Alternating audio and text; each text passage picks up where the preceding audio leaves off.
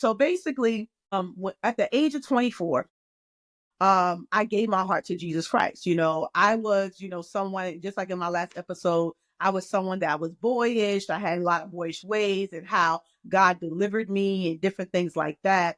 And, I was still dealing with a lot of worldly things on the inside of me. I was the type of woman, and I'm going to tell you this, even though I was dealing with that homosexual spirit, because that's was the truth, I still love me some men now.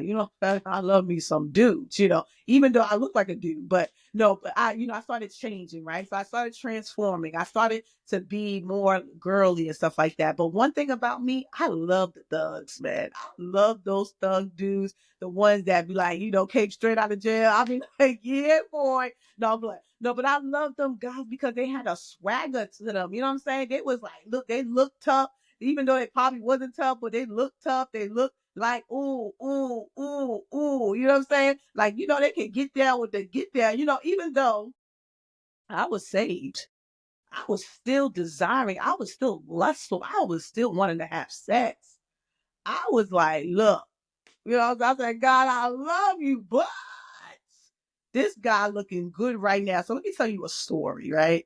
So when I got saved or whatever, I was doing good for a minute, like for a whole year out and didn't have sex, whatever. And then let me tell you something. So what happened was I was working and it was this guy. Like, so the enemy knows how to put those guys in your life that has like, you know what I'm saying, that have everything you want. One thing about me, I love me some Spanish guys now. I'll be like, you know what I'm saying? So it was this guy that I worked with, and he was Spanish, he was Puerto Rican. I mean, had the eyes, the body, everything I like. And I was trying to stay safe. But one thing about me, I was struggling because I still was dealing with lust, right? This guy used to sit like I used to sit right next to him, and I had to move my seat. Like the Holy Spirit said, "Move your seat, get away from him." But when I said he be looking at me, he like, "Look, I want to have your baby," and da da da. I'm looking at him like, "Oh my God." He said he want to have my baby. He said he want to have my baby, and I was just like, I was falling for it, right?